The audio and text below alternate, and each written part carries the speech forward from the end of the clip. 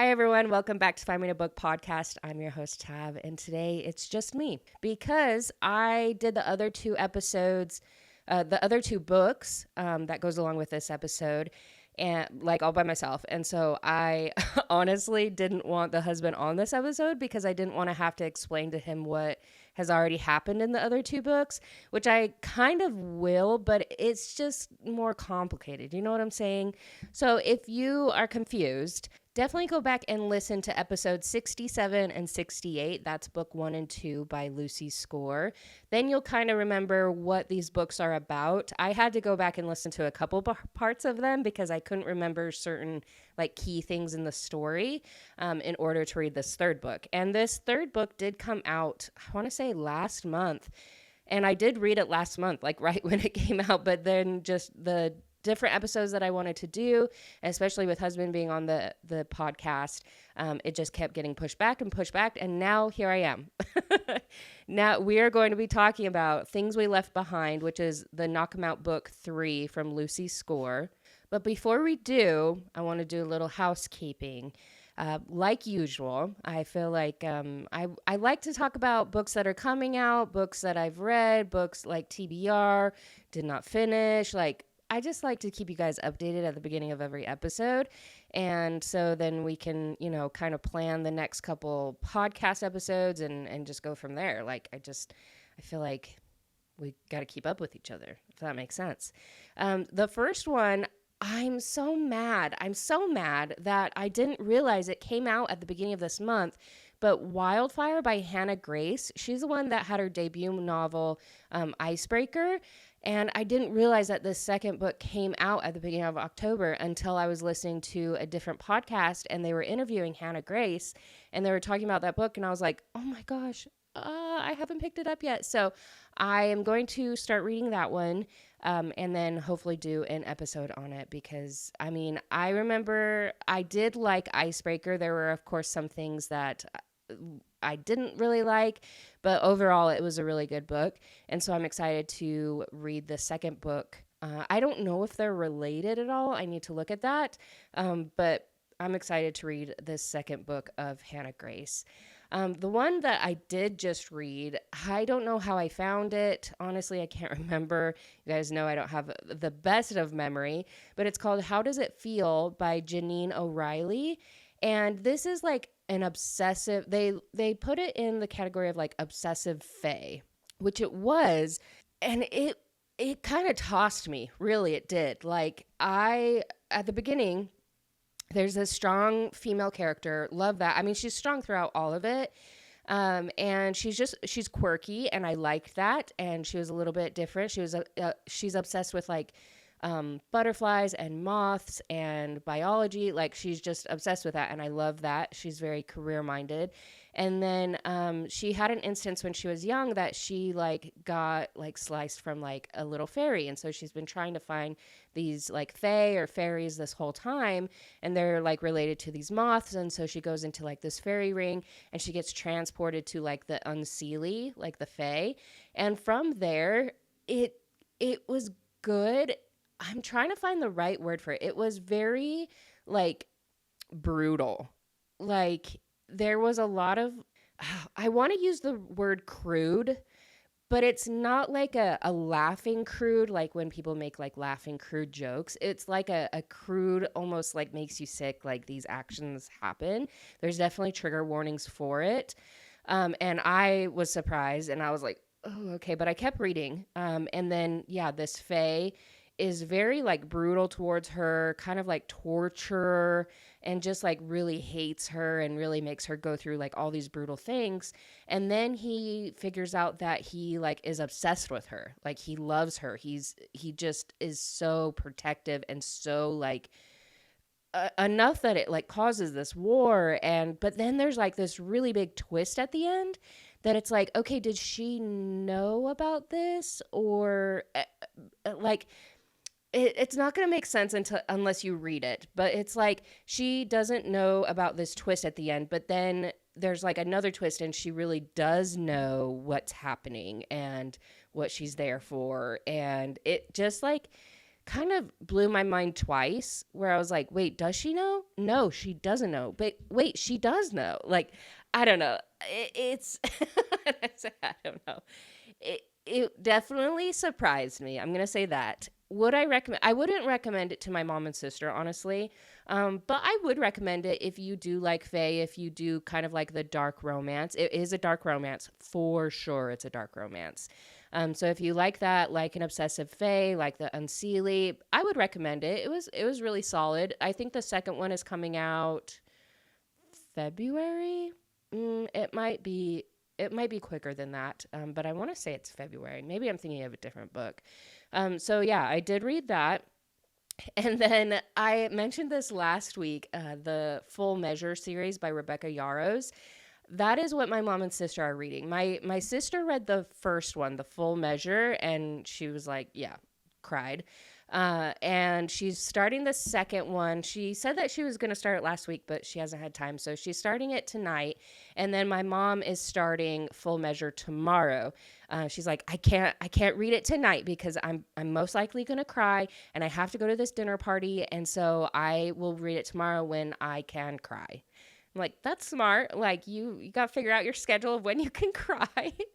I have read let's see, 3 books. So Full Measure, Eyes Turn Skyward, Beyond What Is Given. I've read those ones. The second and third one, I didn't cry in. They were really good. I really liked those characters. I think the third one, well, the first one definitely was a favorite. I think my very favorite of all of them is the third one.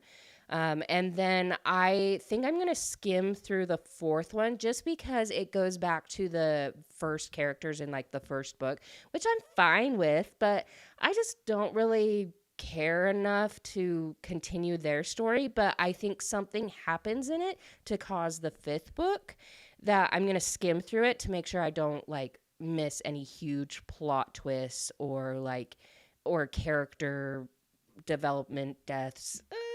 I don't want to say deaths, but I think there might be a death in that book. So then, yeah, I'm going to skim through that so that I can read the next one, which is The Reality of Everything. And it really just, this whole series is just so good. It's so solid.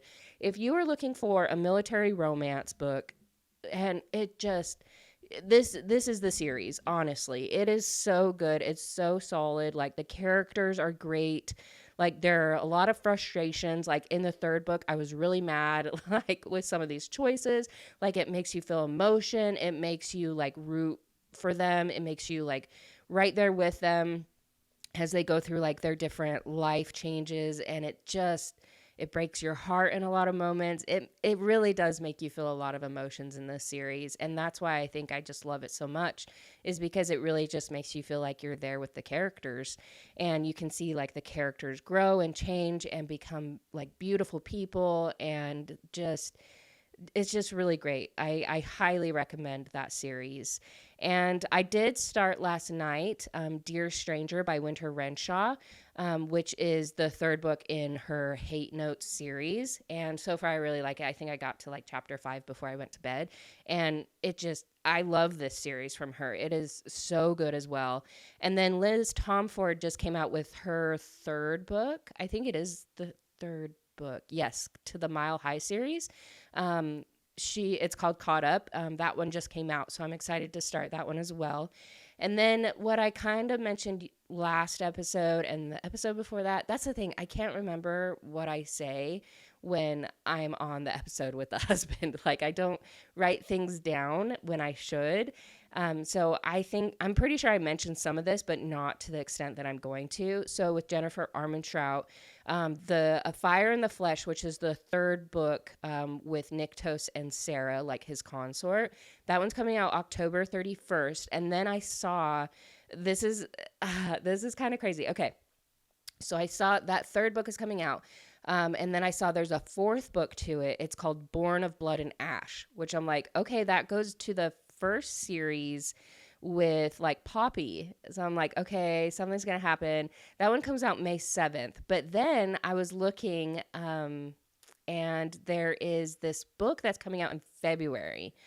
It's called Vision of Flesh and Fire. No, sorry. Vision of Flesh and Blood, a Blood and Ash / Flesh and Fire compendium. I don't know what compendium is. I meant to look it up. Let me just look it up right now. Please hold. Compendium meaning a collection of concise but detailed information about a particular subject, especially in a book or other publication. Okay, so I'm wondering if that's going to basically tell us like the histories, maybe some characters where they came from, maybe, I don't know, like a combination of what happened with like the different gods and how they ended up or what kind of was in sync, I think that's probably what's going to happen. So that comes out in February. So before the fourth book of the like Flesh and Fire series. So that's going to be really interesting to see those books come out and what they kind of are about. But I'm really excited, but also kind of like, because just to get back into that world and to remember every single like character and who did what and what means this and like where this is and that guy's a good guy now, but this guy's a bad guy. Like it's so like it's so deep and so complicated to get back into that world that it's kind of tiring because I feel like I almost have to reread like 2 or 3 of the books just to remember, okay, this is where we left off. This is why I was so like crazy about this. This was exciting. Like just the little things that I'm like, okay, I'm going to have to like start. Let's see. Actually, okay, so this is in like a week, October 31st. It's like a week and a half. So we have like 2 weeks to reread. Am I going to reread those other 3 books? Actually, there's only 2 books. I can read 2 books. Yeah, I'll read those first 2 books again, just so that I am aware of like all the details of what's going on. So that we can have like a full picture of the 3rd book going into it. Because I'm not going to expect you guys to go and re-listen to like the other episodes with like the 1st and 2nd book. I will go and reread those. So then we can get kind of all caught up before we start the 3rd book. But yeah, feel free to read those along with me so that we can get all the details. And if I miss something like really important, please let me know. Because yeah, I want to make sure that we are all prepared for this world and just what's going to happen with that. I do have exciting news. So I just finished a book. It's called Maybe Once, Maybe Twice by Alison Rose Greenberg. And that was one of the books that was sent to me about a week ago to like review and talk about. And I'm hoping it's looking like it's panning out that I am going to be interviewing Alison hopefully next week and going to have her on the podcast, which I'm so excited about. She has released 2 books, one last year and then this one that just came out in October. And I loved it. It was like unlike anything that I've read. It's contemporary, but it was beautiful. Like just how everything was set up and like the characters and like the relationships, it was unlike anything that I've read. And so I'm really excited to talk to her about it. And if you wanted to pick it up, it's a wonderful, wonderful book. It's called Maybe Once, Maybe Twice. Just wanted to repeat that so that you don't have to rewind. But yeah, I highly recommend that book. It was really good. Okay, so let's get into this book 3 from Lucy Score, Things We Left Behind. Yes, I would recommend this series to my sister. I think I've done that multiple times, and she's like, okay, it's on my list. Like, I want to read these other books that you've said. I'm like, okay, but I need you to read faster. Just kidding. I know she has 4 kids and I completely understand. And so I don't like push or pressure. But when there's like a really crazy good one, like Full Measure, I'm like, oh my gosh, drop everything. I don't even care. Like read it while you're making dinner. I don't care. So for my mom, I think she would maybe like it. I don't think that honestly she would read it, but unless my sister like confirmed like, yes, mom, please read it. I feel like that's what has to happen is that I have my sister read a book. And if she really likes it, and if she says to my mom, like, yes, you have to read it, then my mom does. That's what happened with Fourth Wing, because she saw that me and my sister and then my sister-in-law were both like, oh my gosh. And she was like, oh, okay, I'll read it. So I think it takes a little bit for her to read something. and multiple people for her to say to read it before she does actually read it. So yeah, I don't think that this series would be something that she would pick up. But to get into it, just to remind you, this third book, we're going to be talking about Sloane, who is the librarian. And we're going to be talking about Lucien is the third best friend to Knox and Nash. And their books were like 1 and 2 about their stories. And so Sloane and Lucien have known each other since they were around like 15 or 16 years old. And this book opens up that Sloane is at her dad's funeral, which is really sad, honestly. Her dad passed away from cancer, and he was like an attorney, a coach, a mentor, a father, just like all around perfect guy. And he and his wife, so Sloane's parents, basically took Lucien in because his dad was very, very abusive, like physically, emotionally, like just abusive to him and to his mom. And so sometimes Sloane would hear like his dad, like Lucien's dad, like yell at him at night. And then she would watch and see like Lucien come out of the house and just kind of take a breather. And I think the first interaction they had, he like threw a rock at the fence or something, and she like yelled at him like, "Hey, don't do that," before she even really thought about it. And so then he like climbed up her window, like her tree and window, and started talking that way. And he is very popular at school, and they don't talk at school at all, even once their friendship like grows. And she's not popular, I guess. She's just normal. And so they don't talk at school or anything. But that first night they were talking a little bit, and then her mom calls up and says, like, ask the boy who climbed through your window if he wants to stay for dinner. So her parents are just aware of everything, and they are the type of parents that I want me and the husband to be when we do have kids. Is they're just so nice and friendly and funny and welcoming, and just whoever wants to come to their house, like any of Sloane's friends, like they're just open arms, like basically second parents to these people. They just brought him in, and on his kind of side, he never wanted to have his dad know that he is close to Sloane, because in his mind, he's like, my dad, once he finds out that I know someone or care about someone, he's going to destroy it or ruin it, and just whatever way he could. And you might be thinking, like, if you haven't read this book or aren't going to read this book, like, there's kind of going to be some spoilers, but not at the very end when there's like a twist, because there is a mystery and kind of crime drama that's happening during these books, which keeps it really entertaining as well. And so there are some twists at the end that I'm not going to reveal. When you're kind of thinking like, okay, so his dad is abusive, like hits his mom, hits him, like why don't they report it? Which is a very valid thought that I also thought.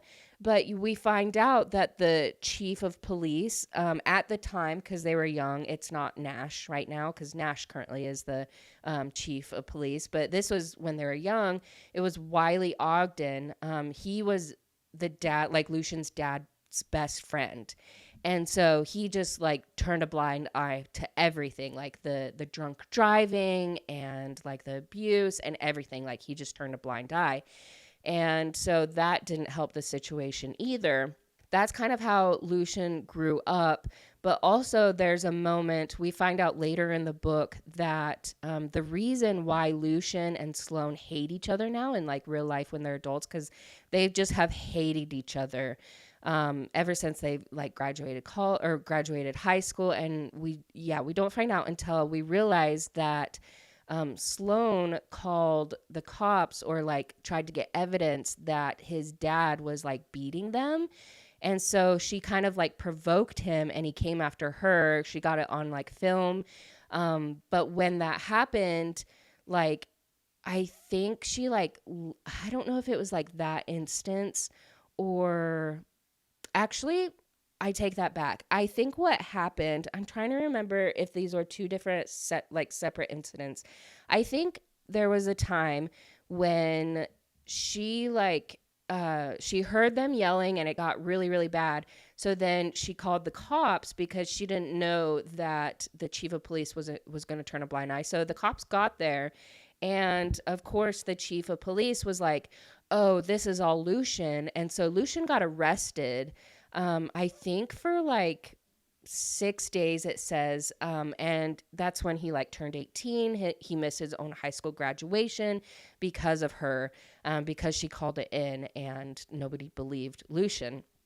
And so that's when she's like, okay, so if no one's going to believe us that this guy is like beating his family, that's when we need to get proof. And so that's when she kind of provoked the dad, and he like punched her, and then the guy got arrested and she like testified against him.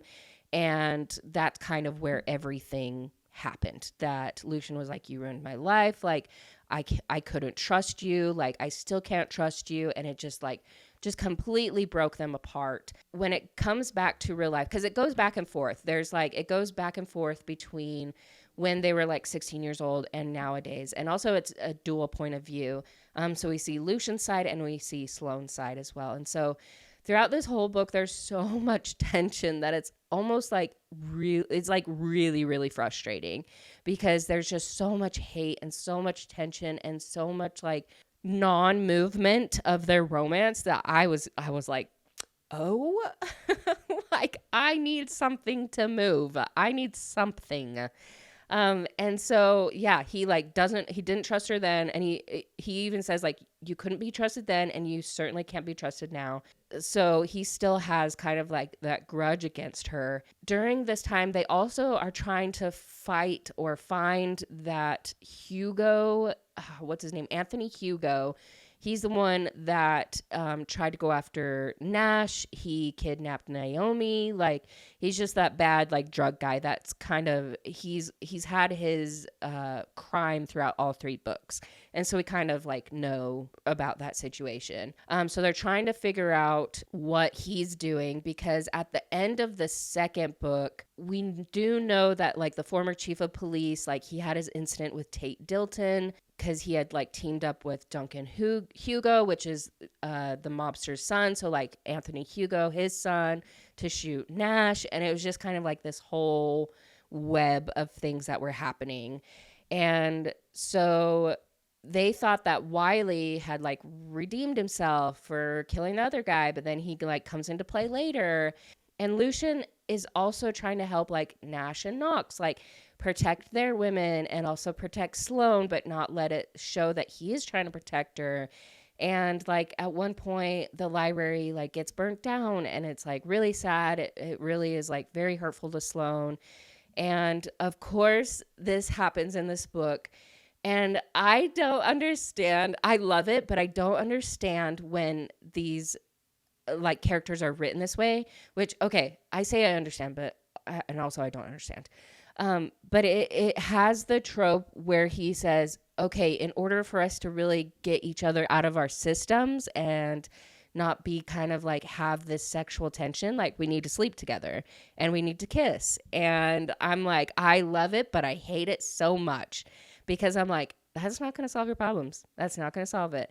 So I guess when I say I don't understand, I really do understand, because it secretly really is my favorite, because it's movement. It's like, okay, now they're going to realize they can't be without each other, and I am definitely okay with that. So I take all that back. I do understand it, and I love it. Maybe I just needed to talk it out.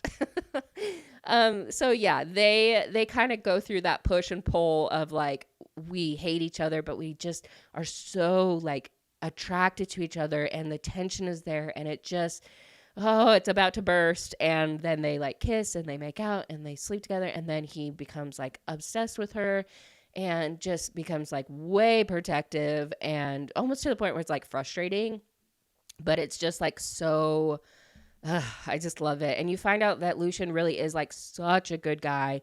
And he paid for this like really expensive cancer treatment for her dad so that he could live longer. And it just circles around. And even though he had the worst, like they were just so mean to each other, he had like the worst like iciness, but they just come together so beautifully. And I loved their story. Like, I have been waiting for their story since like book one, like with their tension in that book. I'm like, please let there be a book about these two characters. Like, I love them. And then, yeah, there is a twist at the end with Anthony Hugo that we don't see coming at all. And another little twist at the end with some other characters. And we find out like who put Nash's name on that list to be killed. And it wraps up beautifully. Oh, it's just so, so good. And I thought like this book is perfect for episode 99. Can you believe that we're at episode 99? I'm also about to hit my 2-year mark. I am just like, I'm out of my mind. Like, November 1st is technically when, well, I think I actually posted my episode early. It says I posted on like October 26th. Or like 27th, but really I said like the podcast started November 1st, which yeah, it's in a couple weeks. I'm about to hit episode 100. I'm about to do an interview with an author. Like, things are moving and I'm so, so excited. Like, I love doing this podcast. I love being able to connect with y'all. I love like reading these books. I love talking about these books. I love just bringing everyone in because, yeah, like a couple years ago, romance books used to be taboo to talk about. Like, nobody wanted to talk about it. People were embarrassed to talk about it. And now, like, the doors are wide open. And I'm so glad that this can be a place for y'all to talk about romance books, hear about them if you don't have time to listen to them. Or just like, if you don't like reading, this place is still, like, this podcast is still a place that you can listen and enjoy and still like partake in conversations about books. That's what's really great about it. Like, I tried to bring enough details about these books that you can have these conversations with others, even if you haven't read them. So I am just overall so excited to have this podcast and still talk to you guys and still create these and just bring all these different books to light and talk about them and give these characters more. And I'm really excited to keep going. So definitely follow along on all the social media, especially on like Instagram. I'm pretty active on there. It's just Find Me in a Book podcast. I should pop up there. I haven't been on Threads very much. I kind of just forgot about that social media. And yeah, on YouTube, I started to record these episodes, and so you can see me and how I am.